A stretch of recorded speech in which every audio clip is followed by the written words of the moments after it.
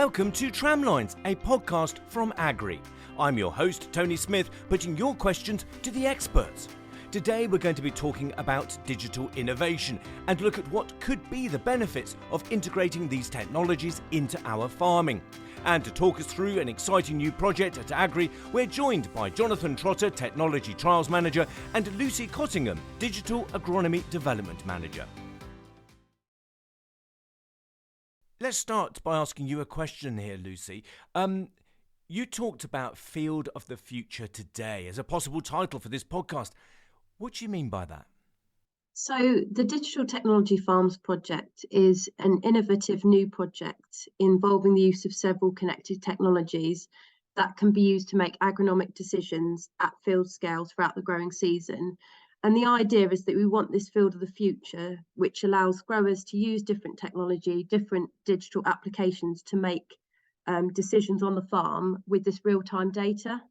So it's about looking at existing approaches on farm that are being conducted already through crop protection applications, nutrition applications, but comparing it against technology-driven decisions. So using that technology to be able to get some information to say what's going on in that particular crop at that particular time to drive the decision that's best for that crop at that moment. So Jonathan, tell us a little bit about your overarching goal from these trials that you're going to be conducting. Integrating different technologies, whether that's drone or in-situ sensors or using the riser capabilities and a whole host more. It's a platform as well, so we can use it for knowledge exchange and testing and trialing for our own purposes, different technologies to understand how they might work. And so where are these trials and when are you starting the work? We've got 3 different sites. We've got the one at Revesby, obviously. We've got the one in Scotland and also Throws Farm in Essex. But then we'll maybe focus down into, within this talk, about Revesby. That's the one that we're pretty much going live in the next week or 2. And then the other 2 are going live in the spring. And so what I'm hearing, Lucy, is that a lot of what you're looking into is looking at what we're already doing, but looking at how we can enhance that and take that to the next step. Is that right?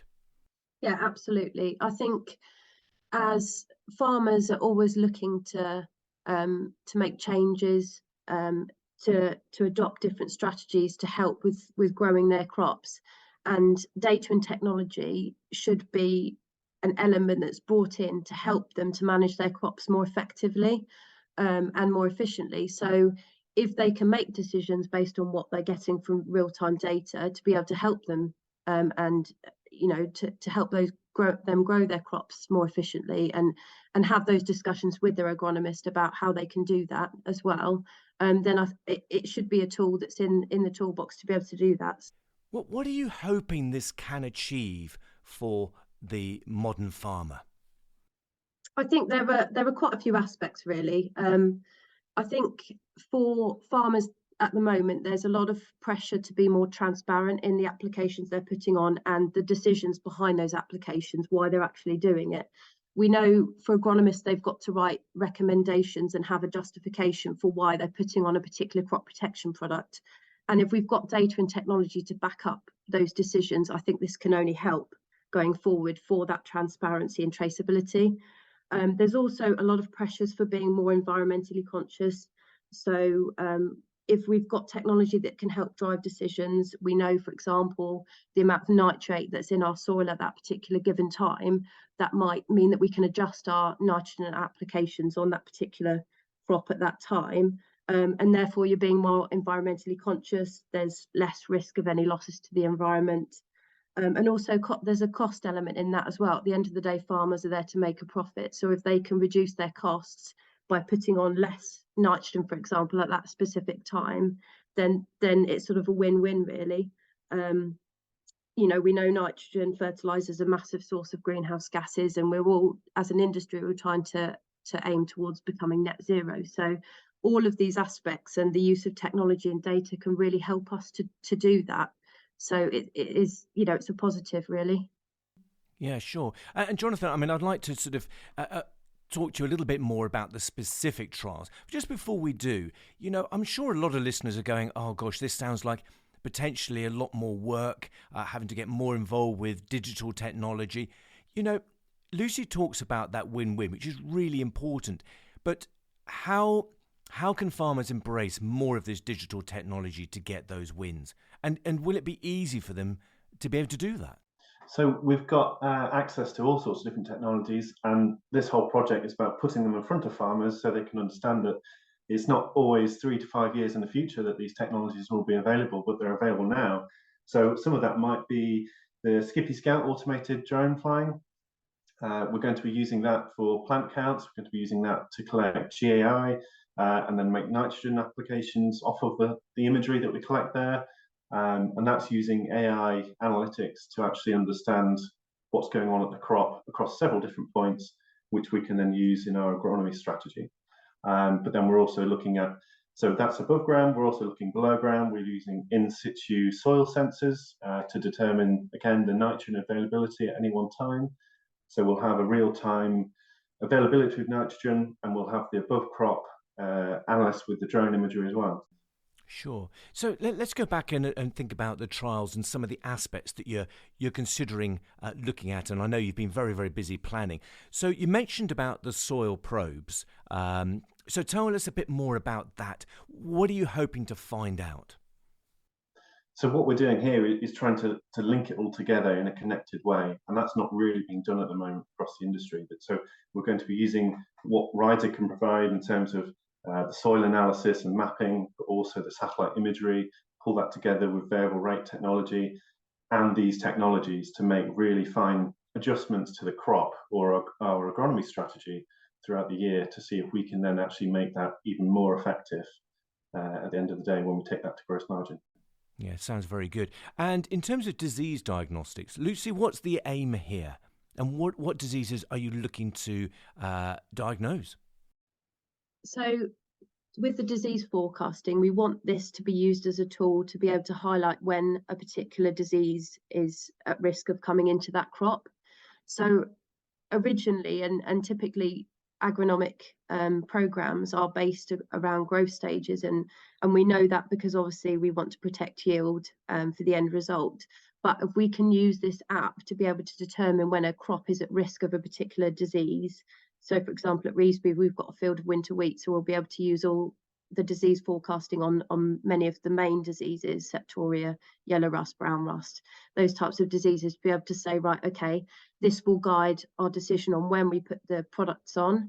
So it's about being more mindful about when the diseases are coming in, rather than saying, okay, we're around this growth stage, let's be thinking about, you know, our septoria strategy or the early disease strategy. So it's a slightly different approach and thought process behind it. But you know, if the risk isn't there, then ultimately we could be saying, okay, there's not a high risk, so we could delay our initial application. Disease diagnostics for septoria, eye spot, have those technologies not been around for really quite a period of time? Yes, so there have been applications around for disease forecasting, and I think what we're doing, which is a little bit of a step forward, is that we're using the localized weather forecasting. We've got an in-field sensor which monitors the weather and the weather pressure, to determine the disease coming into the crop as well.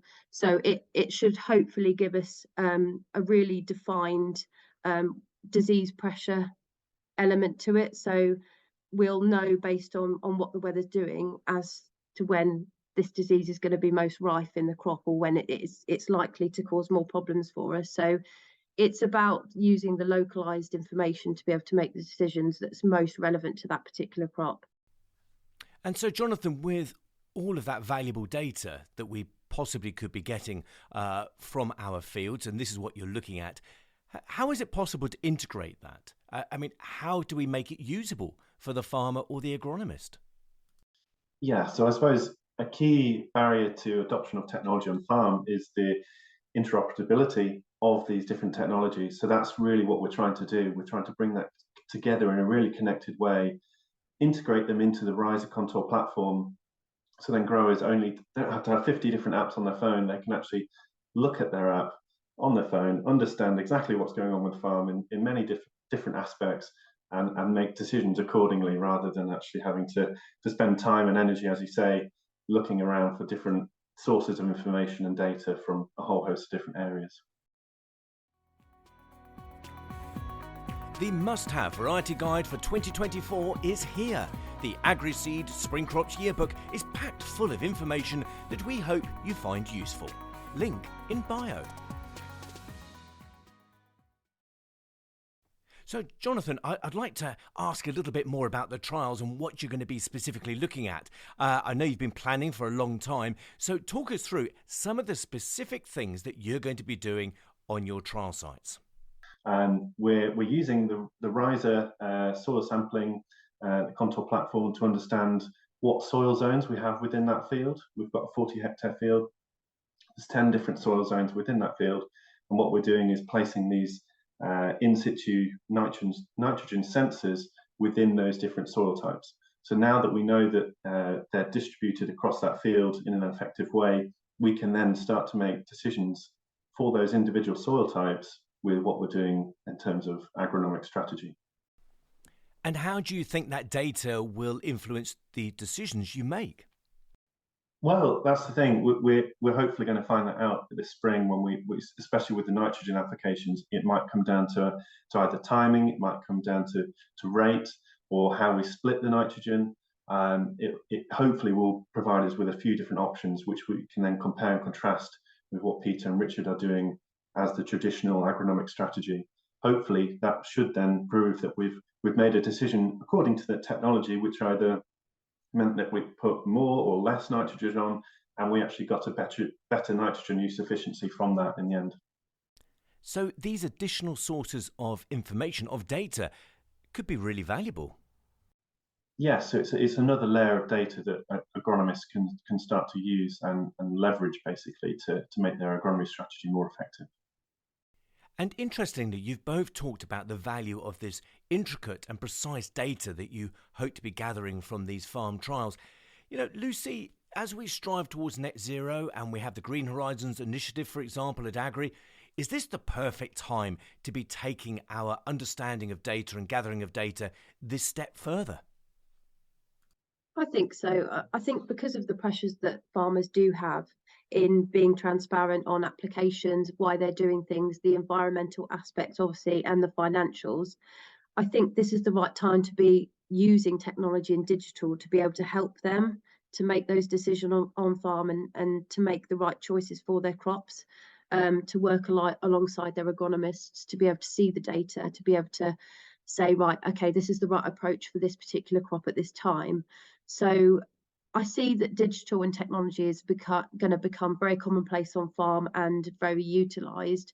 The uptake might be a bit slower, but I think farmers, like anyone, need to become trusted in the technology and be able to use it and see that it's being used to its best advantage in platforms like the digital technology farms, where we can test it and say, okay, we've had it tested for a number of years and these are the results that we've got, and then say to our farmers, okay, this is something that you could adopt on farm to be able to help grow your crops and manage them. So yeah, I think there's that. It's the stage of being able to almost ground truth the data and make sure that we're happy with it before we sort of roll it out to our agronomists and growers to use, really. Okay, thanks, Lucy. And Jonathan, I know that you, I believe you're a drone pilot, is that right? I am indeed. I'm actually also Agrii's lead pilot, would you believe? Lead pilot. My gosh, Top Gun reaches Agrii. Fantastic. So, Jonathan, how do you see the use of drones being of value? And are you looking at how they can add value in this trial? Yes, so exactly. It's not something that we're going to be introducing in terms of a UAV service, in terms of applications of plant protection products or fertilizer or anything like that at the moment, but that will come as regulation and legislation allows. But at the moment, what we're doing is using Skippy Scout to measure these different agronomic elements of this field, which we can then make decisions with.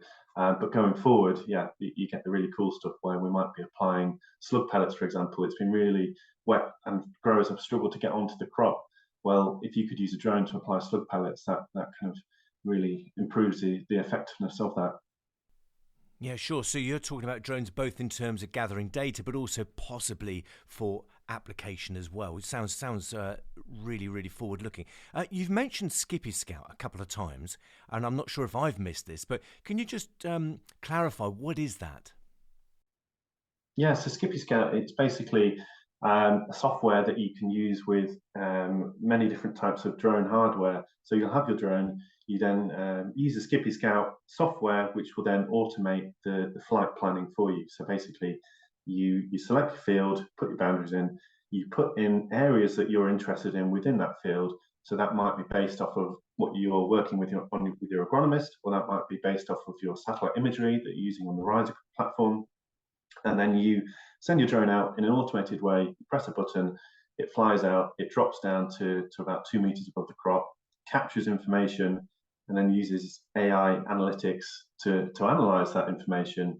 And within about 10 minutes of sending the drone out, you've got a PDF report that says X, Y, and Z according to what it's seen, whether that's a percentage of weeds or percentage of disease or anything like that. So then you can start to use that either for decision making or even as part of your IPM strategy. So you can actually, if you want to make an application of a fungicide, for example, or an insecticide, you can look back and say, I did that because of this imagery that I've actually found within the crop. I've seen cabbage stem flea beetle damage, for example, so that's why I'm applying an insecticide and so on. So that's another use case going forward. Yeah, and that links right back to what you said, Lucy, about that justification and that clarity of why we are applying a certain product or taking an action. Is Skippy Scout an Agrii product? So Agrii are working with DroneAg. DroneAg, it's Skippy Scout. Skippy Scout is DroneAg's automated software. So we're working together on a few different things. So automated R&D, trial analysis is one of them as well. But as an agronomy tool, this is what you could use on farm today. Absolutely. Jonathan, you mentioned that there are 3 sites where you're doing this trial.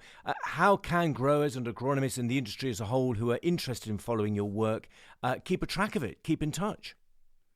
Yeah, so that's a great question. I think we're going to be launching Revesby DTF site this autumn, so November 23.